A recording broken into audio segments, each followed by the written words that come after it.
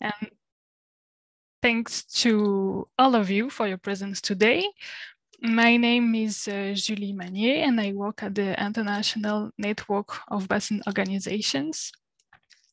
To begin this session, I will give you some instructions for the good functioning of this session.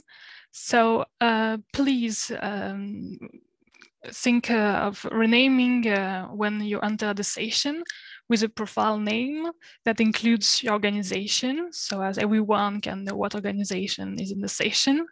And keep your mic turned off, please, during this session. You can, depending on your internet connection, turn on your webcam. And do not hesitate to write down any question you have in the chat box, any question you wish to ask to the speakers, because we will have two time for question and answer to the speakers. Or you can also add any comments or any technical difficulty you may have in this chat box. And note that this online event is being recorded, please. So here for the technical instruction. So INBO is organizing this session in partnership with the French Biodiversity Agency, Wetlands International, and the Nature Conservancy. So without further delay, I give the floor to Mrs. Bettina Doeser, who is head of Clean Water Unit at the Directorate-General for Environment within the European Commission, for the introduction of this session on the European Biodiversity Strategy and Water Framework Directive implementation. So, Mrs. Doeser, the floor is yours. Thank you very much. A warm welcome to everybody who is in the session from Brussels. As you can see, Commission is still in the home office. So first of all, I really wanted to thank the organizers for organizing this two-day symposium, and also in particular this session. As you all know, we're at a very critical junction in our water management cycle. In my unit at the European Commission, we deal in particular with the implementation of the Water Framework Directive and the Floods Directive and some other European laws. And of course, we all know that our member states, together with stakeholders and everybody else, are in the process of preparing their next river basin management plans and flood risk management plans. And we do strongly believe that the new biodiversity strategy and what it brings has a very strong link to this. And so looking at very concrete ways of how to implement the biodiversity strategy, how to make river restoration a reality and what can be done in practice is really crucial, I think. And personally, I also very much look forward to learning a lot in this session today that will be really important for our future work. So those of you who have had a chance to listen to the opening session, you will have already heard a lot of what the biodiversity strategy is about and what it aims to achieve. I will not get into the details of this, but what I thought I would usefully do as an introduction and sort of frame for this session is to set out a little bit what this link is between the biodiversity strategy and what we're trying to achieve under especially the Water Framework Directive. And more precisely, and this is probably of even more interest to the participants, what the European Commission is currently working on to help you and to help our member states in implementing all this. So first of all, the biodiversity strategy, as we already heard in the opening session, has as an overall ambition to put biodiversity back on the path of recovery by 2030, so that by 2050, all ecosystems are restored, resilient, and protected. And the biodiversity strategy then has two particular strands. It is about protection. So what was also highlighted before by my director, these 30% of land and sea areas to be protected by 2030. And it is about restoration. And the freshwater elements of the biodiversity target particularly in this area of restoration. So you all know about the iconic target of restoring 25,000 kilometers of rivers, notably by removing what we consider obsolete dams, weirs, and so on. But it's about much more than that, of course, because it's about ensuring river continuity much beyond 25,000 kilometers. And if you ask us, ideally everywhere where it's possible. Now, the Water Framework Directive itself is, of course, also about river continuity. It has this element of defining good status, and what goes into good status is also linked to the hydromorphology of the rivers.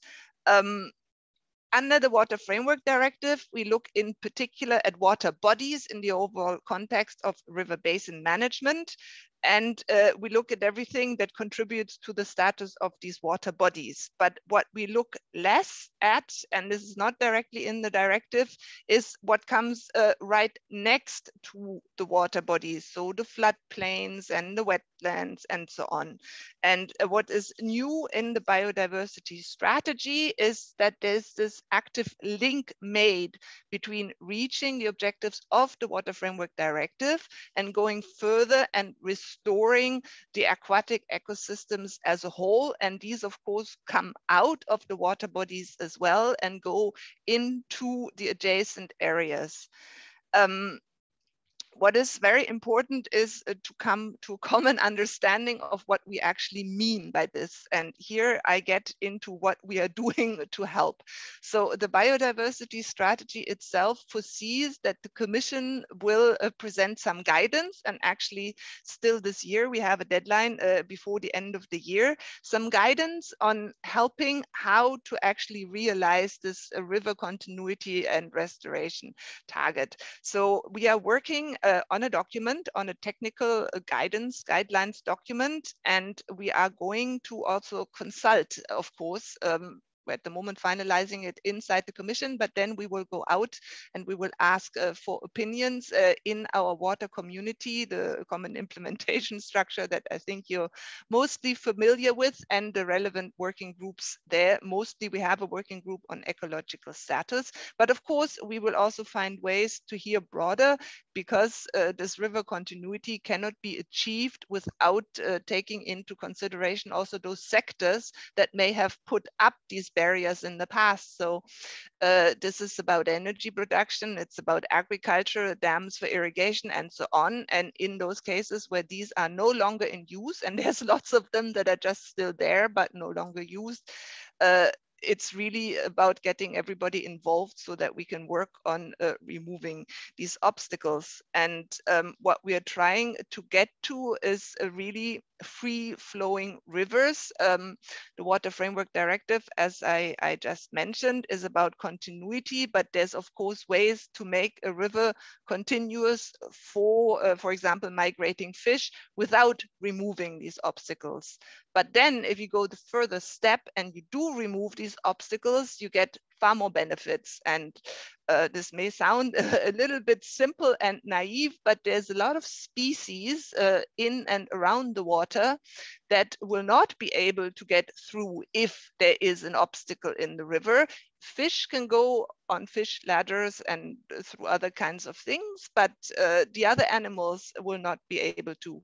And removing these barriers will bring back a lot of species that are maybe at the moment not in the vicinity. So we will, in our guidance document, provide some insights into what we mean by free-flowing rivers, and also share some experience, just like we're doing in the session today, on how such continuity can be achieved. So what methods are there that can be applied for our member states to come up with projects to remove. We will also go into the financing aspect. This is, of course, extremely important. And as you know, and as you heard in the opening session also, the EU is making available an unprecedented amount of money at the moment in the context of the recovery period and also the next multi-annual financial framework. And there's many places where in this new setup there can be opportunities to finance river continuity projects, maybe also some funds that you wouldn't a priori have thought that it could be possible. One of them is, for example, the fisheries instrument that the Commission has. This can also finance such projects on rivers. I wanted to also briefly touch upon the Commission's plans for a new nature restoration law. This is also an action that will come out of the biodiversity strategy and is of interest in this context of river restoration, because in this new law, which the Commission is also to propose very soon, normally still this year, we will set out how this river continuity target can be achieved by legal means. And there again, as I have already alluded to, the idea is to go beyond what we are already obliged to do under the Water Framework Directive, but take into account the linked systems. So in practice, it's about removing barriers that are directly in the river, but it's also about removing barriers that are alongside the river, which will make it possible to connect the rivers again with the floodplains and the adjacent areas, which will make it possible for those animals who at the moment cannot get to the water, come back to the water and settle again in those areas. And of course, this is based on the Habitats Directive and its annexes and the species that are already listed there. On the financing part, as I said, our guidance document will provide the necessary insights in where you could look for money at the EU level. This doesn't mean that there shouldn't be national or private funding also involved. And I'd like to mention just in this context that there is, of course, also the new taxonomy, which sets out which investments can be considered sustainable. And it is, of course, clear that river restoration is sustainable, and we do hope that there will be a boost from this instrument also for new investments, also private investments. Finally, what I wanted to say is that the Commission itself, of course, is also trying to do practical things to help river continuity apart from looking after the legislation and its implementation. You have already heard in the opening session that we're very active at the moment in the Rhine Convention, but we are of course also very active in all other European rivers. And one example that I think is important and can be inspirational also in this context is what the Commission has been able to work on in the Danube and to protect the Danube sturgeon and to help re-establish the migration routes of the Danube sturgeon. So there is a big project going on at the moment.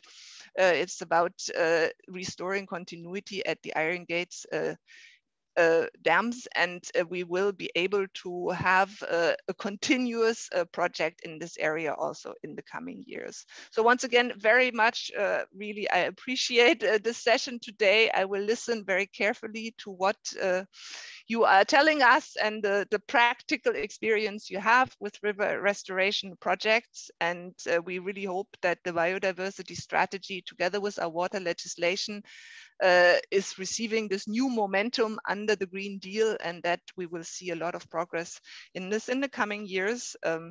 Thank you very much, and looking forward to our discussions. Thank you very much, Mrs. Doeser. Thank you.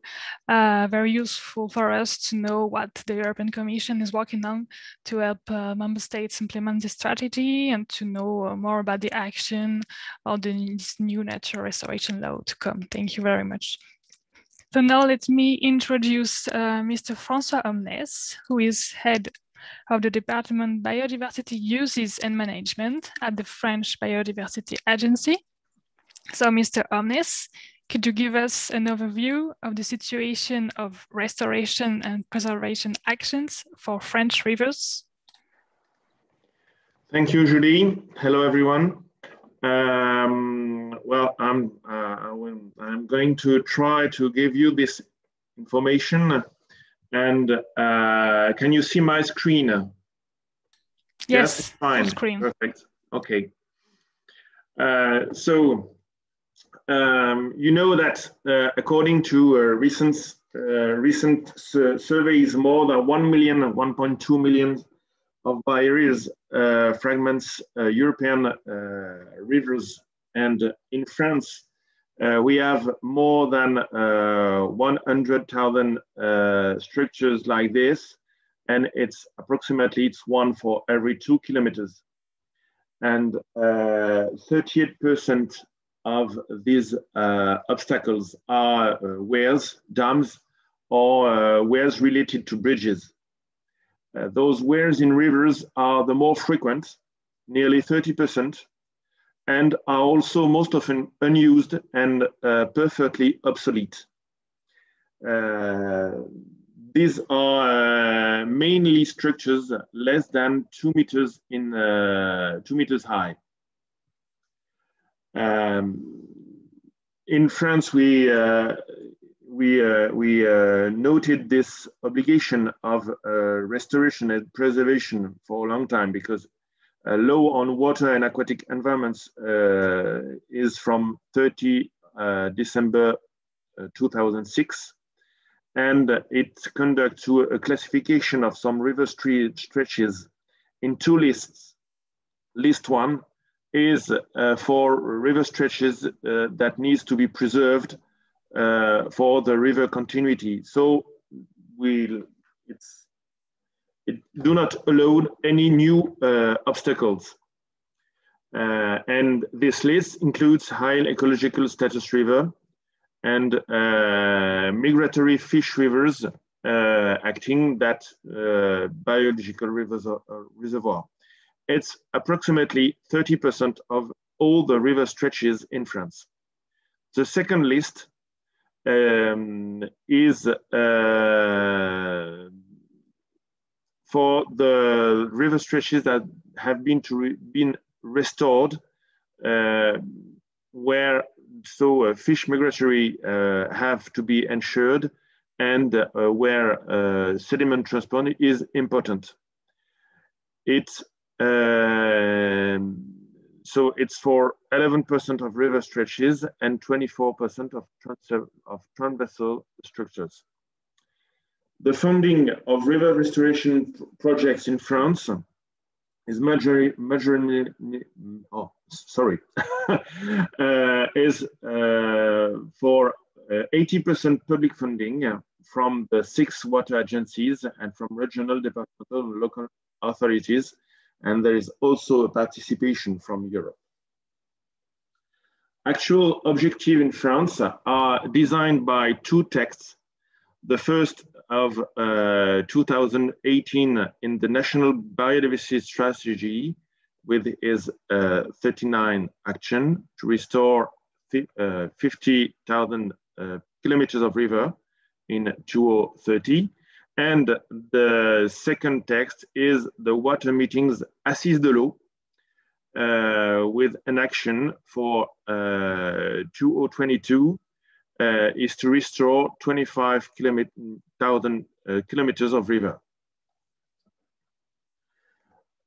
For the moment, since 2006 and the beginning of the works on river continuity, we have some results. They are provisional and partial, but I wanted to present you these results.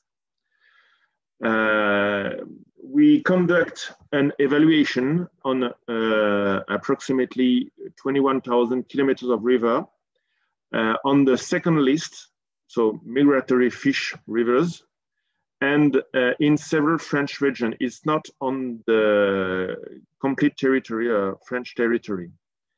7,000 barriers have been evaluated, and from 2006, and 900 have been removed.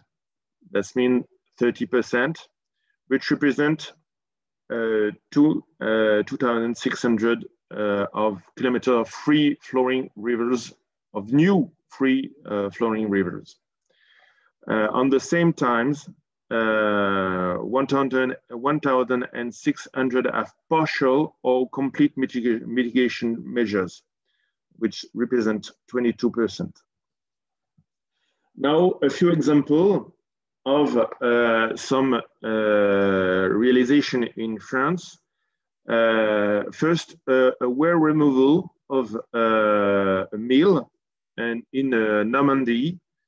You see that it's in not a new project because it's in 2010.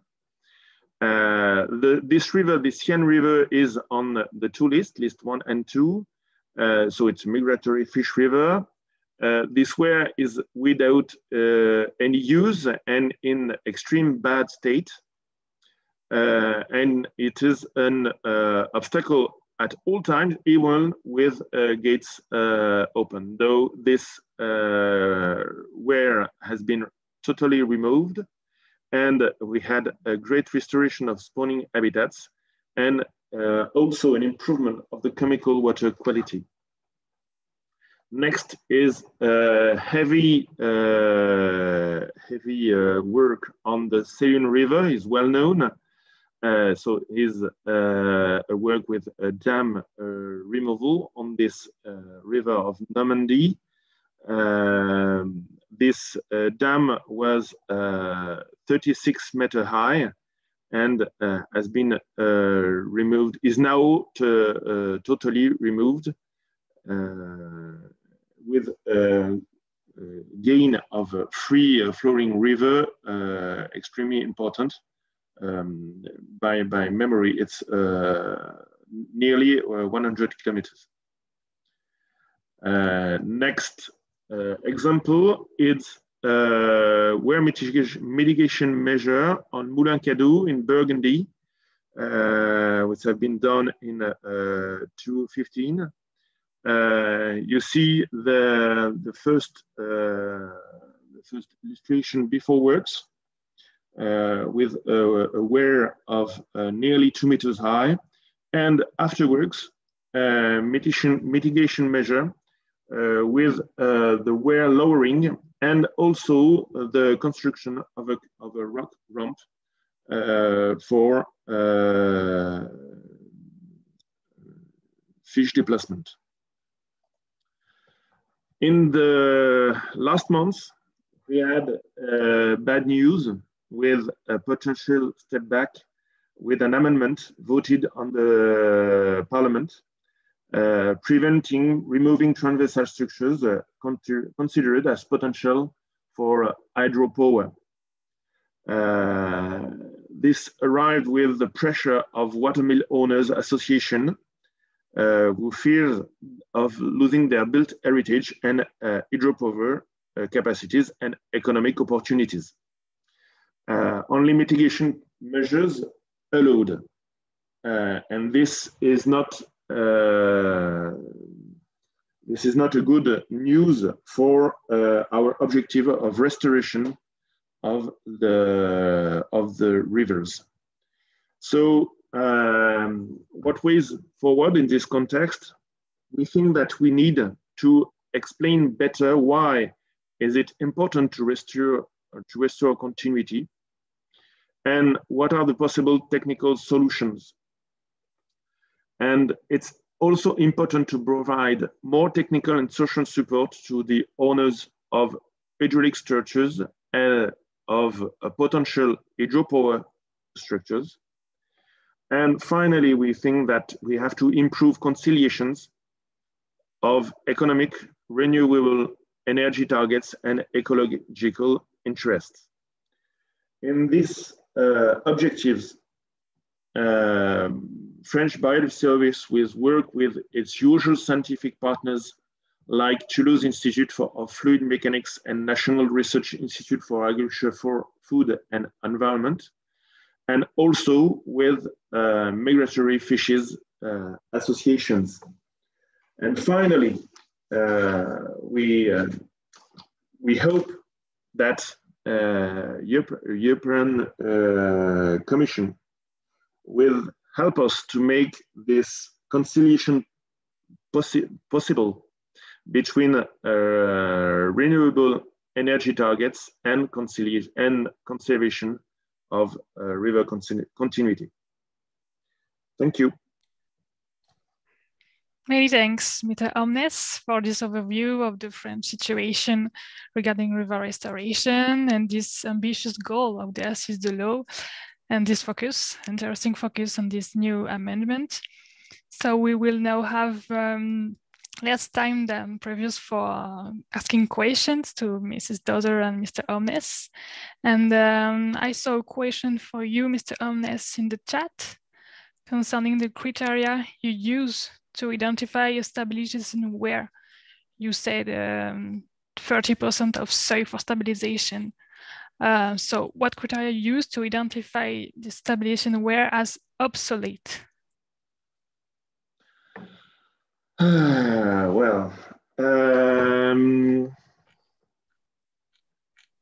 Obsolete, this means that there is no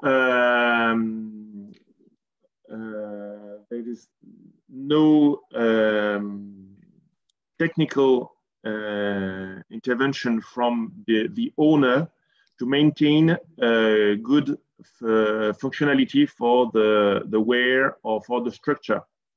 For example, if there is, I'm sorry, I think I'm going to miss vocabulary. If there is mechanical dispositives on the weir or on the dam, if there is no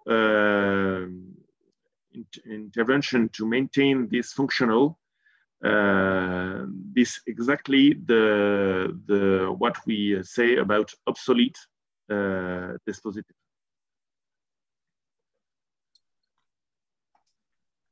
Thank you. Thank you very much, Mr. Omnès. We have the time for a question to Bettina Doeser. Bettina, someone asked you in the chat, could you also describe the links with the issue of adaptation to climate change? How can river restoration be connected to the set of measures of the European policies in this field? Thank you very much. Yes, and indeed, there's a very strong link because the climate adaptation strategy has a big emphasis on nature-based solutions, on restoring floodplains, for example. And this is exactly what is also necessary to bring back the biodiversity and to ensure this connectivity, not only along the river, but also across to the sides and the banks. And so this is why indeed restoring river continuity by removing obsolete structures, both those are blocking directly inside the river and those that are alongside, where it's possible to remove them, of course, will have major benefits, not only for species habitats, but also for climate functions and to bring back the natural water retention and the carbon storage and so on. So yes, there's definitely a clear link, and thank you very much for pointing it out. There was another question to me, I think, since I have the floor, and this was about how to integrate the biodiversity actions into the river basin management plans. I think since the biodiversity actions are really based on the Water Framework Directive, this is not so complicated and difficult. It's about ensuring that river continuity is restored, and by including measures for this in the river basin management plans and the programs of measures. And this is also not a new topic, because long before the biodiversity strategy, which admittedly now has brought this into the political focus and given it far more visibility, the Commission has already said this many years back, and also in the recommendations that we issued to our member states after their second river basin management plans, we place big emphasis on river continuity and on restoring the flows and making sure that the rivers can have their natural functions as much as possible. Thank you. Thank you very much. Last question for you, Mr. Omnès, about, we were talking about natural water retention, and someone asked you if you have also been restoring floodplains and wetlands along these rivers you were talking about.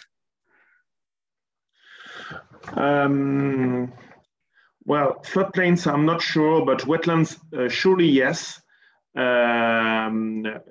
we work with a large community of actors in France for this wetlands and for their functionality, restore their functionality for maintaining their capacity to keep water during, to absorb water during winter and keep water slowly running in the rivers in the spring and the whole year. Well, this I have not any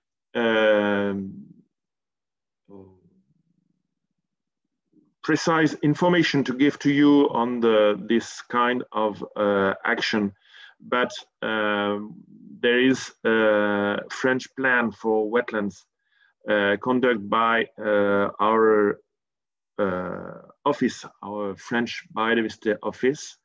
And we also work on natural and nature-inspired solutions to work on this kind of places and on this kind of habitats. I think my colleague José Pérez will be able to give you in the chat a link for a meeting that we had in 2020 on this kind of solutions.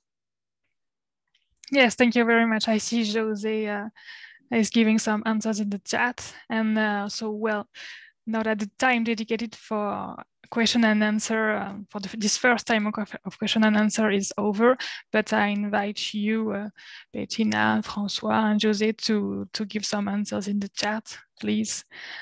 So many thanks, both of you, for this presentation and for answering questions.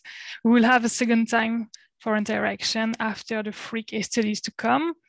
So these 3 case studies will be the opportunity to show different types of river restoration actions at different scales. And please, again, feel free to ask your question in the chat box and to precise to whom you address your question. So I will first give the floor to Mr. Nuno Bravo, who is Director of the Santa River Basin District from the Portuguese Environment Agency. So Mr. Bravo will bring some elements on how to implement a modern river restoration strategy in a river basin district. So Mr. Bravo, the floor is yours. You can share your screen.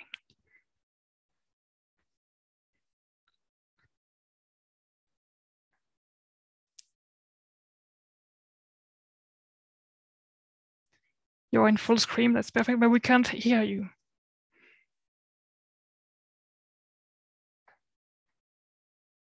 We can hear you, so maybe you have to turn on your microphone.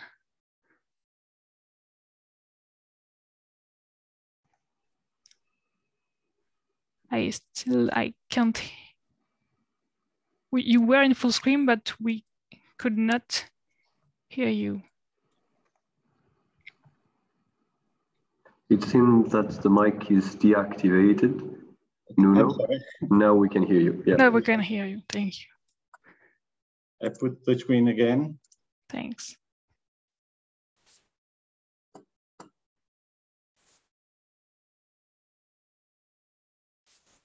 No, it's okay. That's perfect. Thank you. Thank you. Good morning. I'm sorry, but I saw a part of the screen. Okay, no, it's okay. First, I would like to thank the organizing committee for the kind invitation to present our work in Portuguese Environment Agency named APA, which is devoted to implementation of the environmental policy concerning diverse areas, among which water resource. I developed my work at the regional department of APA, named Central River Basin Administration. Today, I will present our regional strategy for the river restoration. The Water Framework Directive brought a novel approach to the water resource management, like river basin management plans, economic and cost recovery, public participation, improve the governance, water status, and the promotion of the nature-based solution. The river basin district, the Central River Basin District in Portugal, is composed by one hydrographic region consisting of the basin of the Voga, Mondego, and Lis River. The Central River Basin District is the region with 2,000 square kilometers. From the administrative point of view, this territory is composed of 64 municipalities. The population of this region reached 2.7 million inhabitants. So this area corresponds to 15% of the Portuguese territory and 25% of the Portuguese population. The hydrographic region management plan aims to managing and protecting water resource, as well as enhancing the environmental, social, and economic values of water. And APA is responsible to set up of the management plan. The diagnosis of the general status of the hydrographic network of the first cycle of the plan in our region gave a positive evaluation.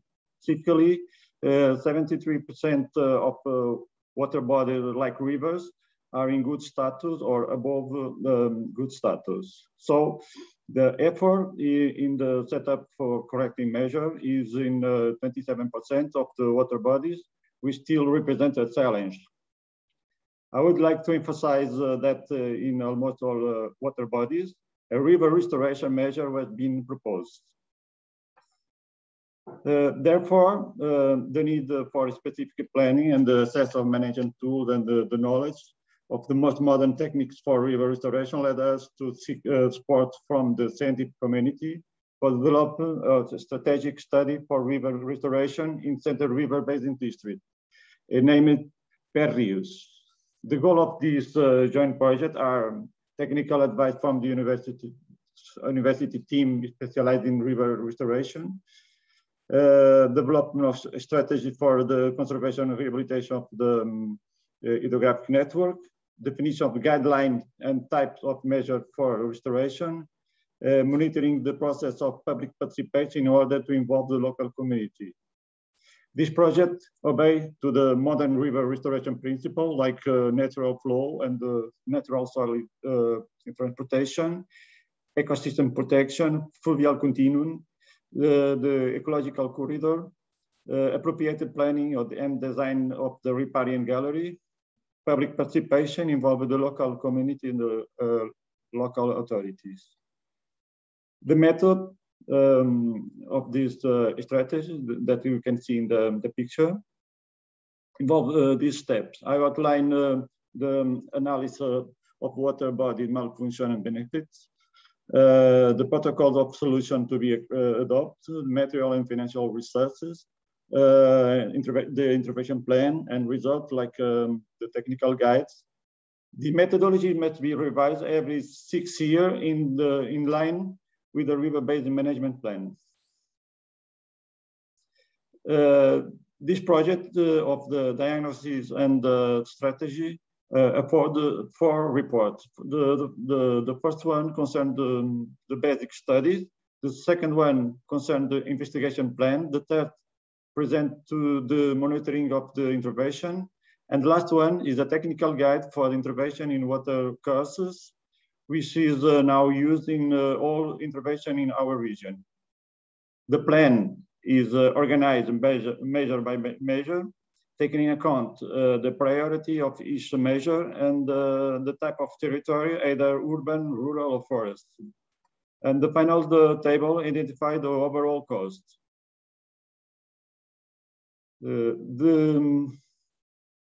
This technical guide for intervention in water courses offer the possibility to assist any engineer to make projects of river restoration. Currently, the plan and the guide that I showed are being applied in several interventions. For instance, I don't know if you know, but the biggest and the most dramatic fires in this region occurred in the 2017. Despite the tragedy, these fires were an opportunity to implement the river restoration strategy. APA and the municipalities undertook the evaluation of the water bodies, which were severely affected. In a short period of time, we start intervention to increase the resilience of the water bodies, to rebalance the river ecosystem, and to plan and design the repairing gallery. And we took the opportunity to remove exotic species. The field work carried out by the municipality and the APA identified sections of river reach in urgent need in order to ensure the natural flow, minimize the soil erosion, minimize the flood and the flood effect, and ensure the backing use. Some of the examples of nature-based solution used are the pruning, live staking, microwire, live Basin, and other ones. We have been developing extensive work in 1,000 kilometers of rivers to protect, recover, and promote the ecosystem, to increase the protection of the population facing risk, to increase the resilience to water bodies, and guarantee the quality of the water. By setting up a strategic partnership with academic experts, the municipality, community, and private company, we have been meeting this goal. So some events like the recent fire were attached to our ability to provide an answer in a fast and effective manner. Okay, thank you for your attention. Thank you very much for your presentation, for your methods and tools to implement your river restoration strategy, and also this focus on the place of nature-based solution in your strategy and the overall importance of the resilience of water bodies. Now we will have the second presentation from Mr. Turo Hjerppe, who is a senior specialist from the Department of the Natural Environment of the Ministry of the Environment in Finland. So Mr. Hjerppe, with in full screen, it's perfect. I will ask you how the implementation of the European biodiversity strategy is aligned with river basin management in Finland. Thank you, and good morning, everybody. So my presentation will focus mainly on the aspect of, I will start from the point of view of Water Framework Directive. But first, this picture here could be from 60 or 70 years ago, celebrating a new hydropower plant in Finland with the Minister of Agriculture and Forestry in the middle, and the representative of a local hydropower company and local community. But actually it's from this March this year, and I will come back to this later. As Bettina already mentioned, the objectives of the biodiversity strategy are linked to protected areas, both for terrestrial and marine ecosystems. And it includes then many restoration targets, and the restoring of 25 kilometers of free-flowing rivers in Europe is the key element for in aspect of river basin management, but also many other objectives are linked to Water Framework Directive. For example, the restoration of marine ecosystems, as the Water Framework Directive also reaches to the coastal waters, and also, for example, the objectives of reducing nutrients and pesticides. And I would also like to highlight that the target of increasing the amount of protected areas in 30%, that fresh waters are included in the terrestrial ecosystems. And for example, in Finland, currently only 1 to 2% of the freshwater ecosystems are situated in protected areas. Then the objective of the Water Framework Directive is to achieve good status of all water bodies.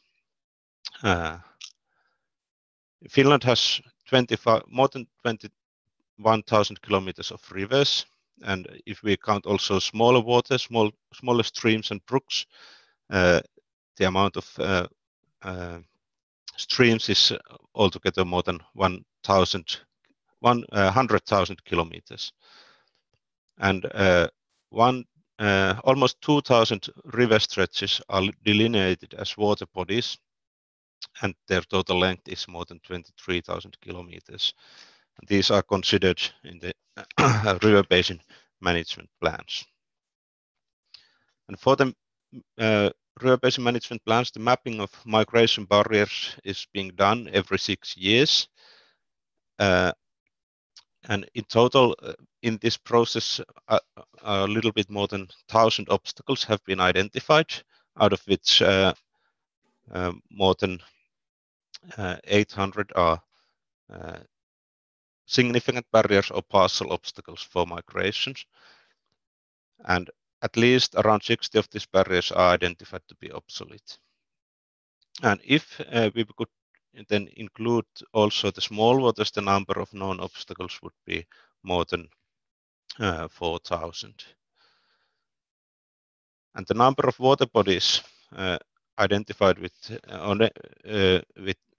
barriers named as significant pressures is around 360, and a little bit more than 100 of these are named as heavily modified or artificial, and these are then mainly bigger rivers with hydropower or flood protection use of the barriers. And now in the third river basin management plans that have been under consultation, which ended 2 weeks ago, the planned measures for the next plans, there are more than 400 measures to improve fish migration by removing or modifying the barriers.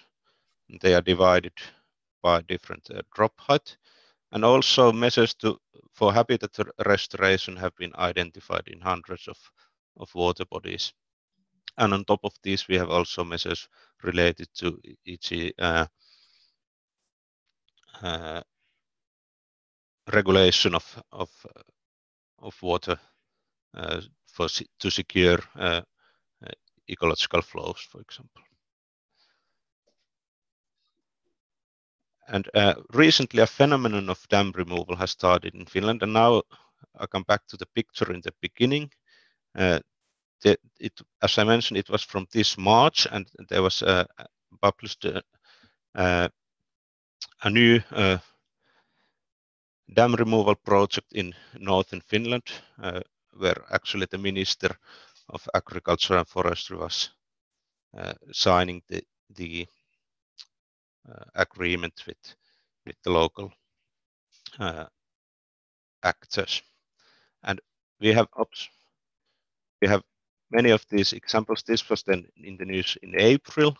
From last year, we have some examples from dam removal projects and so on. And implementation of the planned measures in the water framework in the river basin management plan is of course crucial for actually improving the status of the waters.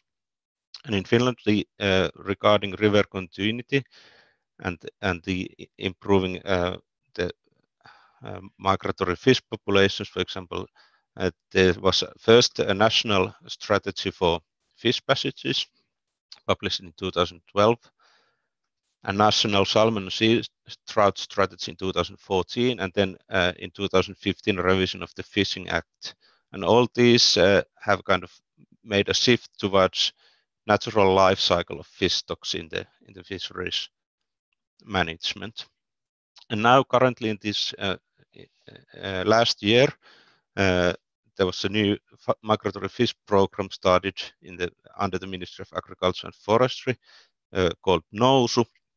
And the objectives of the program is to support the implementation of fish passage strategy and removal of barriers and restoration of habitats in rivers. And the funding from the state is 12 million euros for the 4-year period, out of which now, after 1 year, around half is already allocated, and several projects are running on fish passages and removal of barriers, and also some additional research and development projects have been started, and several projects are also under preparation. And funding from this public program is varies between 20 to 50% of the total costs per each project. Then I wanted to show one case study, River Hiitolanjoki from eastern Finland. It's a transboundary river between Finland and Russia, and it's also quite significant in this respect that the in the context of transboundary river basin management. It is a spawning area of endangered landlocked salmon and brown trout living in Lake Ladoga. And there are no barriers in the Russian side, but 3 hydropower plants in Finnish side.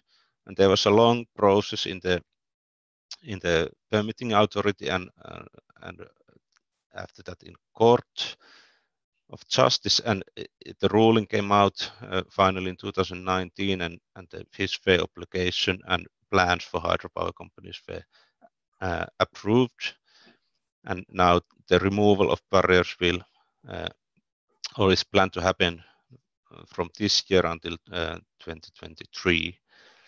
And there has been a strong cooperation between private actors, also gathering funding with public bodies and different foundations. And to conclude my presentation, key success factors for removal of barriers, wide cooperation between public and private sectors, including the NGOs and also the research community is needed, and also kind of creating a positive atmosphere around river restoration and dam removal is, I think, and raising awareness is also driving towards river restoration in large scale, and keeping the topic in discussions in national scale, I would say. And some issues to be further considered in removal of barriers. One question is the ecological prioritization to support the biodiversity strategy. For example, taking into account the existence of migratory fish populations when selecting the sites for dam removal or adjustments, and also water quality issues, that the existing water quality would support the migratory fish populations, and also that other elements of the ecological classification are supporting the biodiversity benefits. Then some institutional solutions are required for dam removal, especially related to permits and funding of the measures, and maybe ownership of the measures as well.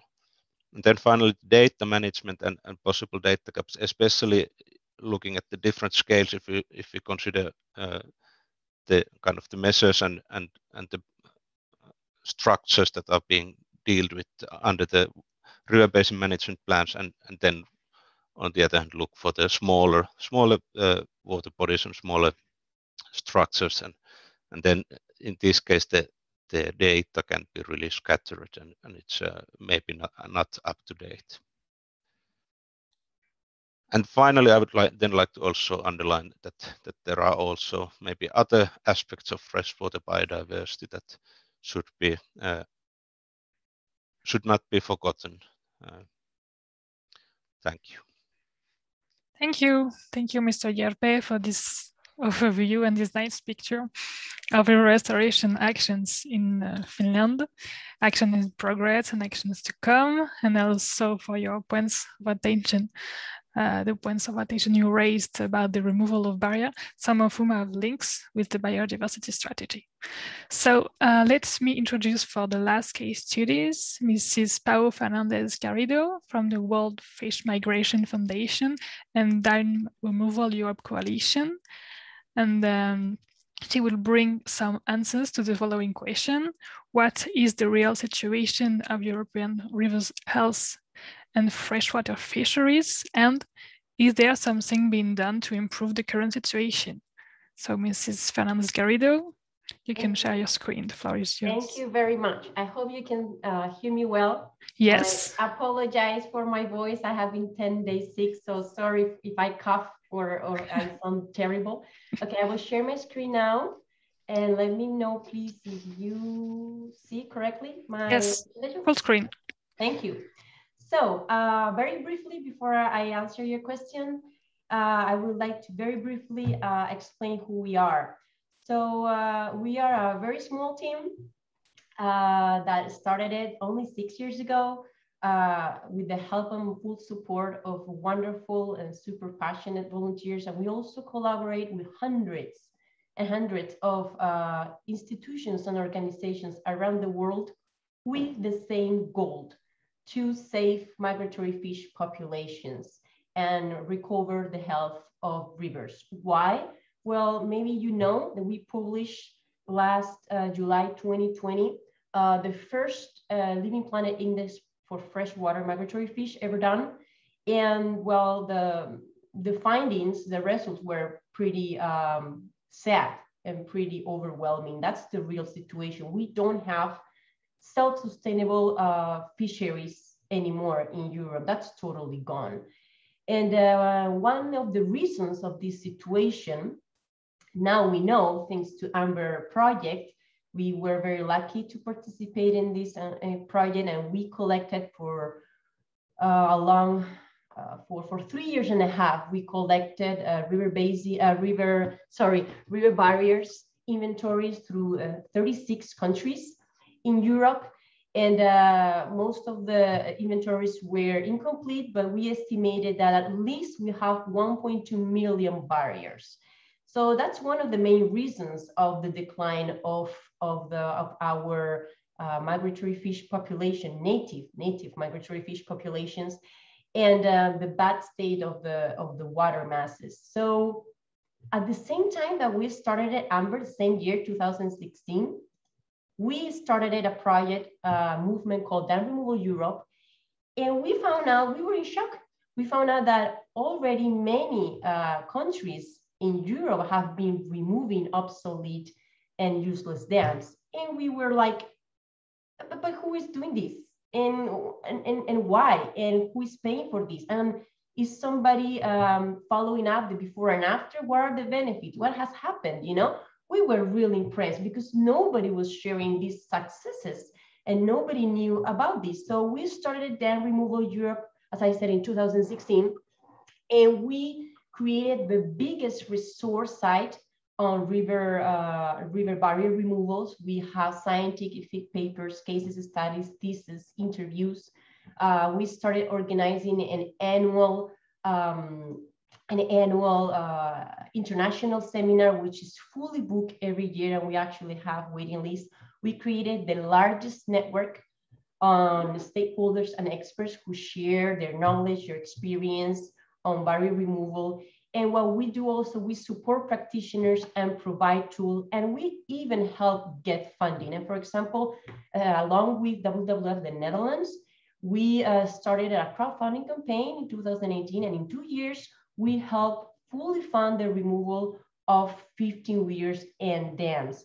So these are just a very brief summary. And also we created the very first dam removal policy report, which we took to the European Commission in April of 2019, where we show all the benefits when we remove weirs and dams, and key cases in Europe that are fantastic cases to learn from. Actually, you are welcome to download for free this policy report. And some of the cases that I would like to highlight now, it's for example in Scotland. In Scotland, they have a fantastic grant, annual grant, that is called Water Environmental Fund, that it goes between 2 and 3 million pounds, where this is the money that comes from the government, and they use it for river restoration for many measures. And one of them, it's weir and dam removal. Why? Because one of the goals, the regional government, they want to recover their sport fishing businesses. They want to recover, how? Recovering their wild species. They want to recover salmon and trout. And actually, this is already happening. And not only Scotland, for example, Denmark, they have removed hundreds of weirs. Sadly, we don't know exactly the number, because in Denmark, each time they remove a weir or a dam, they just remove it from their inventories. So we don't have a record. We're trying to find out how many hundreds. But they do a fantastic thing, that it's to do a monitoring and before and after the removal. And the numbers, the recovery is just fascinating. You see here 2 graphics of the recovery of native trout and salmon. And this recovery is automatically improving the angling business, because they are selling more licenses. So this is a benefit for the local community. And France, I won't go into France because François already explained this very well, but I just really wanted to point out France is like the leader, has been the leader of removing and freeing their rivers again for many reasons, due to the Water Framework Directive, but also for water quality, of course, for the recovery of their native species, for safety. They started in the 90s. And they have many cases studies, very well recorded, and they have really fantastic projects to look up to. And as he said, François, this is the biggest dam removal ever done in Europe. It was carried out in 19, sorry. And I would like to point out that the removal of this 36-meter dam, the energy created by this 36-meter dam is going to be fully covered by 3 windmills. So when some people get really freaked out when we say, oh, but now where do we don't have energy? Yeah, there are other ways, to create the little energy that these old and outdated dams create. But it's not only about environmental ecological benefits, or like in France, safety and economic benefits, but definitely in many cases, like in Spain, we have removed over 350 dams, and many of them are also being removed because of safety issues. This dam, which is the biggest removed in Spain, it was 23 meters high. It was in a very bad conditions, that was not maintained. And in 2014, the Tahoe River Basin Authority decided to remove it. Also, it has sediment contaminated on the reservoir. So thanks to the removal, they got rid of collapse risk, and they have completely improved the water quality. The fish populations in the river has bounced back. So safety issues is a big reason also for removing dams and weirs. And the big unknown, it's economic benefits. And I would like to share with you my favorite 2 cases, which are not, sadly, they are not in Europe, they are in USA.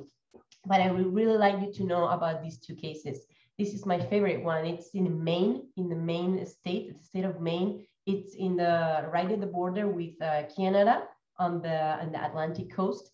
And back in the 1800s, the industry and the mayor wanted to start building dams in the Kennebec River against the will of locals, because they knew it would affect fisheries.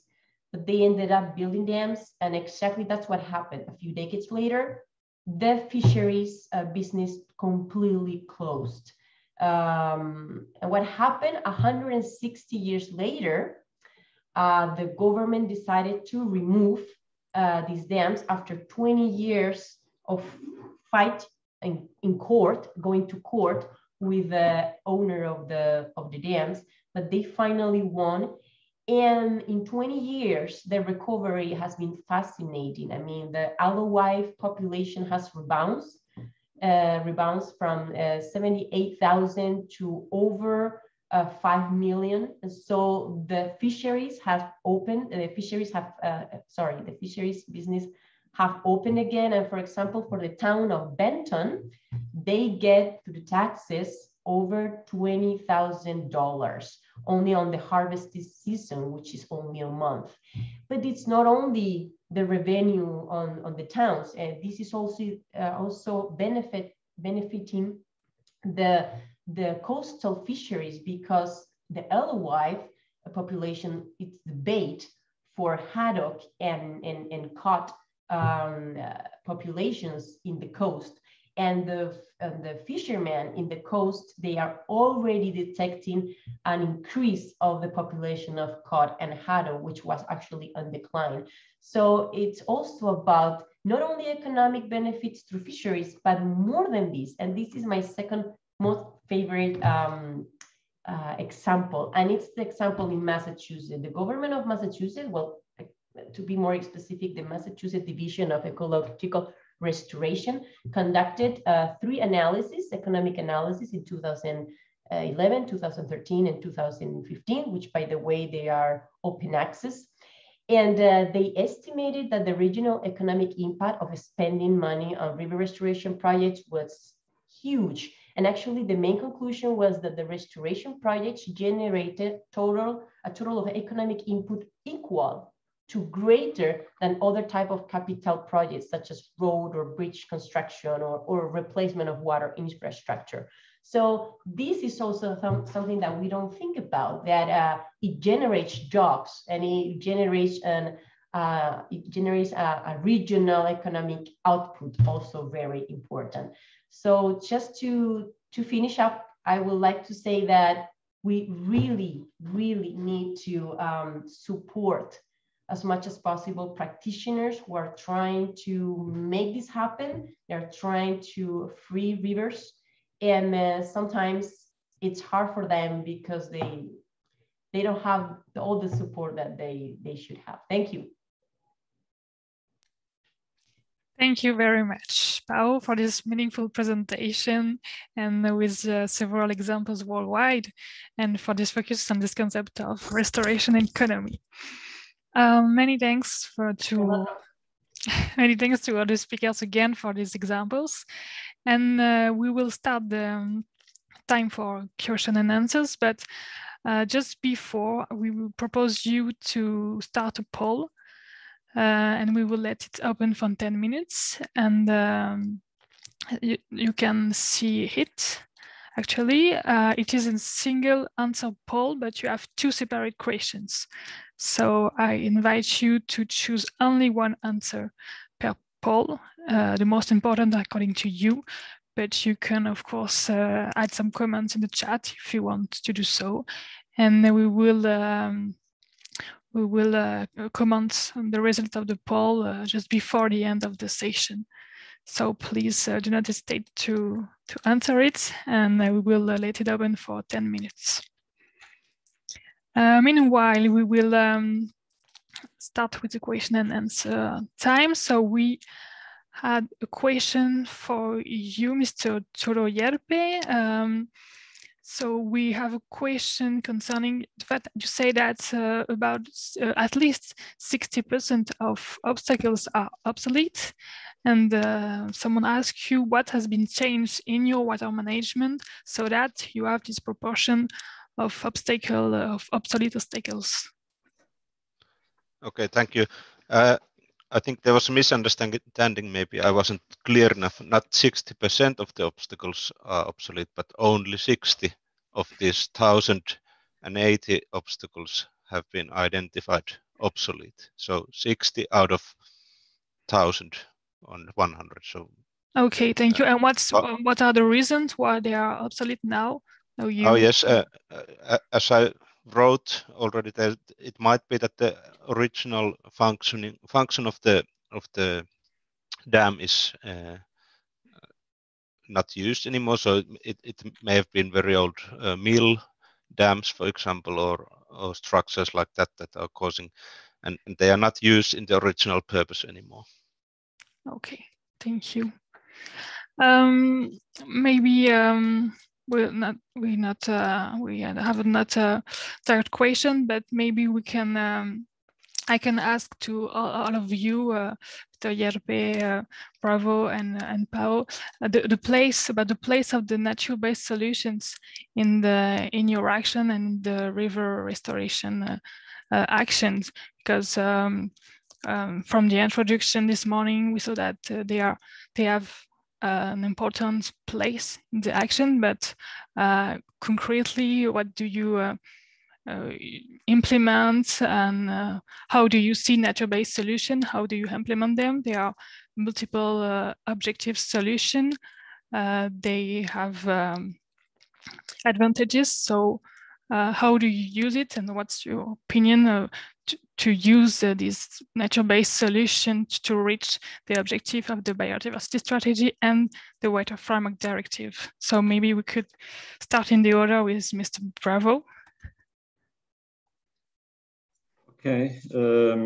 Yes, we made this strategy for put in action the nature-based solution. Yes, to avoid the more structural solution and more heavy solution, because we believe that we can avoid this kind of heavy solution. If we multiply the natural solution, the ancient solution, the natural solution. To avoid the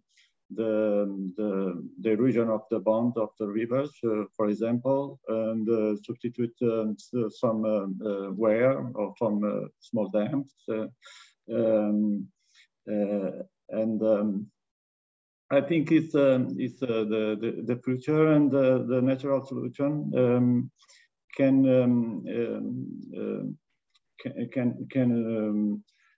introduce more biodiversity, and the ecosystem are more stable. We start only 2-3 years ago, and we see some results very, very, very positive. Thank you. Maybe Mr. Hjerppe, what's your point of view concerning the solutions? Okay, thank you. I think in Finland, the nature-based solutions in water management especially are mainly used and promoted for stormwater management in cities, and then also in agriculture and forestry for sustainable drainage practices, and kind of, for example, introducing two-stage ditches in the fields to kind of to slow down the water in the as much as possible, and kind of bringing many benefits for the nature, and also for flood protection and drought protection as well. Okay, thank you very much. Mrs. Fernández Garrido, what's your opinion, and what's the place of nature-based solution in your actions?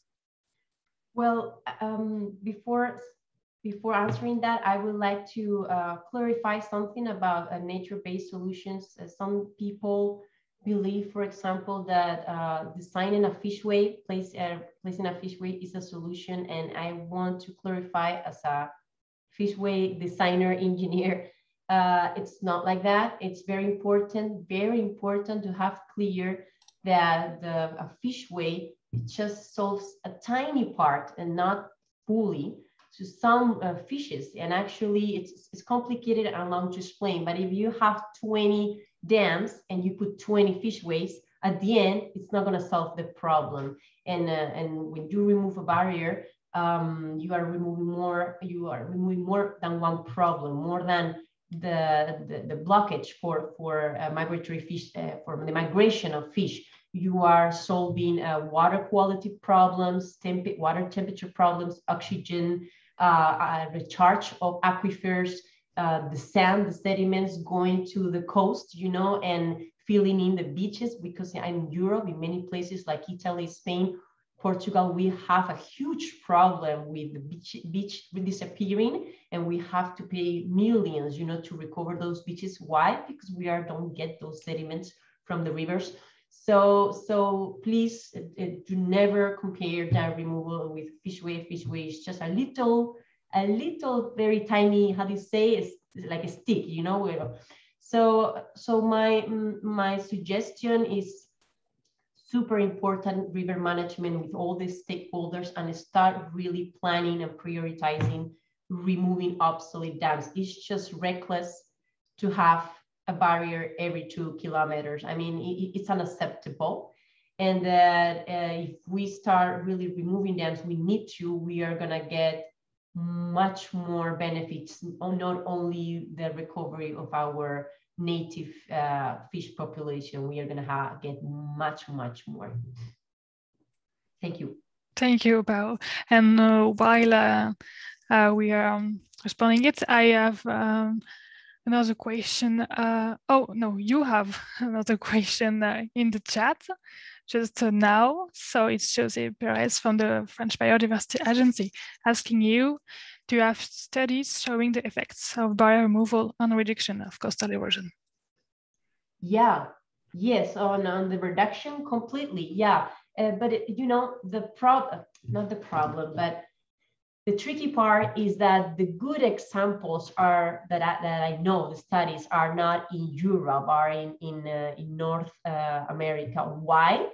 Because we have a fantastic case in Washington State and the Pacific Ocean, where they removed 2 huge dams, and thanks to those dam removals, all the delta came back, which was completely disappeared. All the delta and the beach recovered, but there were only 2 dams in the whole river system.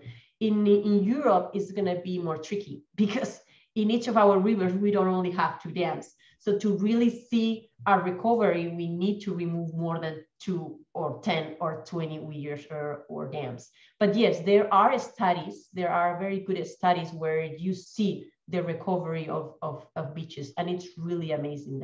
I can share this information with anybody that would like to check it out. Thank you very much.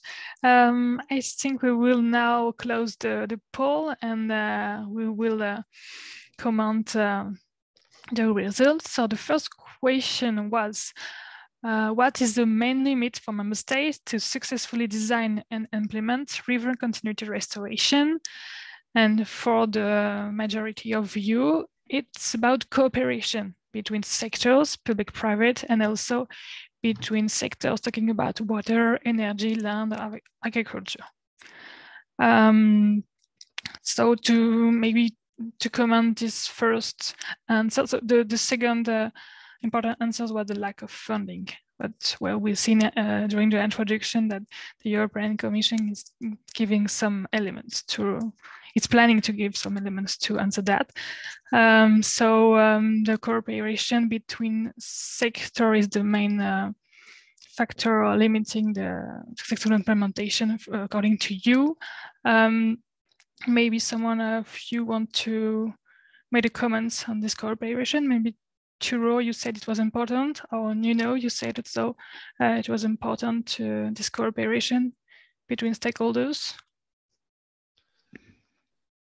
Yes, yeah, I agree that the cooperation is, as I mentioned, it's really important, and also I would say kind of it's a must. It has to be solved in order to proceed in large scale, and it's also one key to the funding.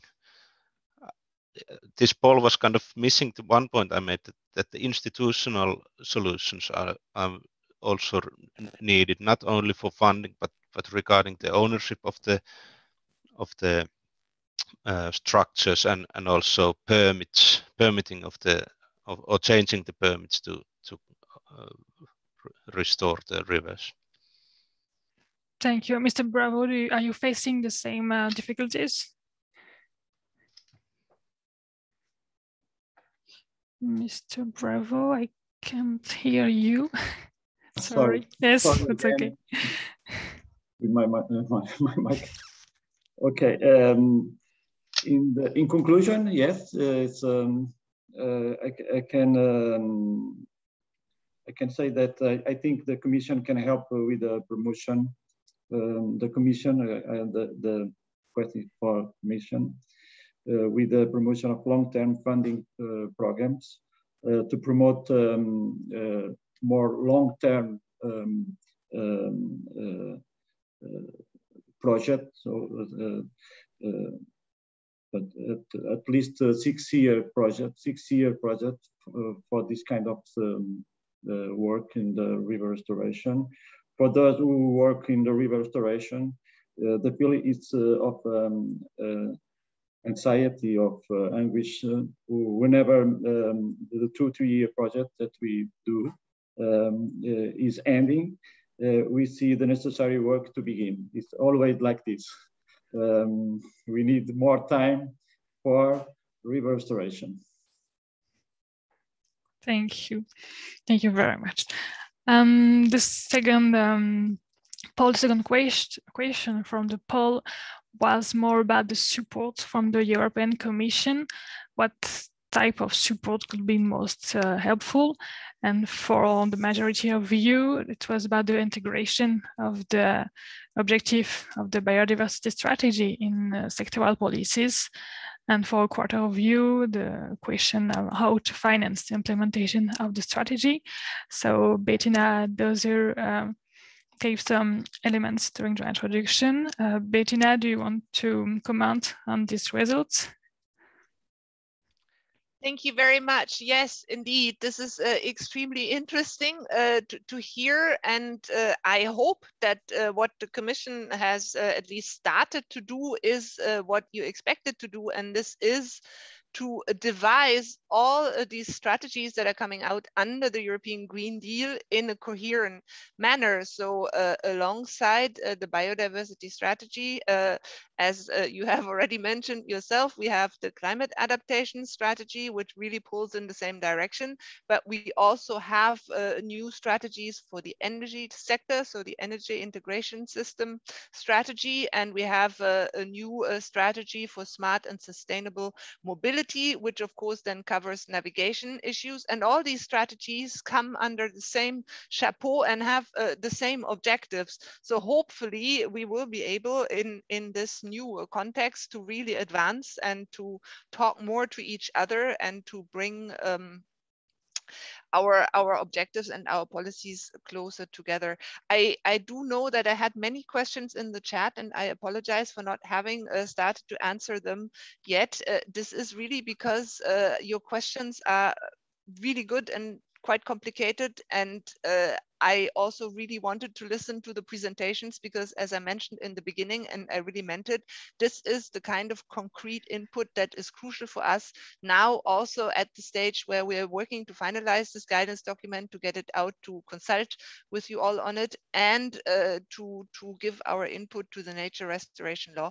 So I've learned a lot, and if there's 1 or 2 questions that you would like me to answer in particular, I'm also happy to do that if there's time left. Thank you very much. And for all the speakers, if you have some time to answer a question, it will be helpful. And we will take all the exchanges and all your question and exchanges in the chat or oral exchanges in consideration when writing the report of this session. So now it is time to conclude this session. Again, many thanks to all of the speakers for the presentation and all of the participants for your contribution and all the exchanges. I will now give the floor to Mr. Eric Tardieu, who is the Secretary-General of the International Network of Basin Organization. Thank you very much again. And Eric, the floor is yours. Thank you, Julie. Thank you very much. And thank you to all of our speakers indeed, because I think it has been really interesting during this session. to navigate between both European and national strategies and very concrete implementation cases of river continuity restoration projects. So maybe not such a conclusion, but a few takeaway messages or a few thoughts after this session. First, I think it's really important to have this confirmation that the EU's biodiversity strategy objectives for freshwater ecosystems are in line with the Water Framework Directive objectives on many aspects. And we've been focusing this session especially on restoring waters, restoring rivers, and with these objectives of at least 25,000 kilometers of rivers to be restored. And that's an important coherence aspect for us. We know that other progresses are currently underway at the European level. I have in mind the common agricultural policy. We have not addressed these topics too much during our session, but we know that recovering a good ecological quality of rivers also addresses quality issues, water quality issues, and we know that these are key factors and that different sources of pollutions, including nutrients, pesticides, so pollutants with an agricultural origin, remain key concerns also in this perspective of river restoration and biodiversity preservations. We've seen many different actions already implemented by member states, and again, thank you very much for this, for showcasing these successes. I think it's important that in many countries, the strategies, the relevant strategies have been adopted. There is a political aspect here, and that they are currently implementation. And it's really important to notice that these issues request specific governance, I would say, institutional organization, legal tools, human resources, technical skills, financial resources, and places also for dialogue for different types of stakeholders. It's important also to notice that in probably not all cases, but in many cases, there is not only an ecological benefit to obstacle removal or river continuity restoration, more generally speaking, but that there is also an economic benefit. There is a business case to build on. And river restoration through nature-based solutions, natural water retention measures address not only biodiversity preservation, but also flood management, and even in some cases, drinking water security. So there is a business case that really has to be proven, to be built on, and this is something I think really important for the success of these policies. And to finish with my conclusion messages, it's really important that we have places to explain why and how to act, both for the biodiversity strategy and also for the Water Framework Directive implementation, finding how to mobilize funding and improving cooperation. I'm not surprised, but I'm very happy to see that cooperation has been the number one answer during the poll. And cooperation is a key trigger for success. And you have used the Turo, another expression about the importance to create a positive atmosphere around river restoration and dams removal. This is all about cooperation and dialogue. And obviously at the International Network of Basin Organizations, we believe that basin organizations are important places and tools to address these topics, and they have started to do so, not only in Europe, but also all around the world. But more broadly, I think we need to breach the silo, and there is a music or a new song here with the necessity to really address together water security and ecological security. There is no water security without ecological security, and there is no ecological security without water security. And we know that this is also about cooperation, about the necessary dialogues between communities, I would say the water practitioners community and the nature community that are not so often in dialogue conditions. So this is really important to have this confirmation that at least at the EU level, two policies are really converging into the same objectives. And this is really a key tool that we have now at the EU level in order to improve and accelerate these objectives. So I think it's time for me really to conclude. And I would like again to thank you very much for your active participation to this session, not only the speakers, but all of you, dear public, dear audience. I've seen that many questions have been asked through the chat, and I suppose that many questions will continue to through your different dialogues. So you stay with us with the next sessions of the European Rivers Symposium. Thank you very much to our partner organizations for the organization of this session. And I hope we can see you very soon during the symposium, but in other sessions too. Thank you very much. Bye-bye.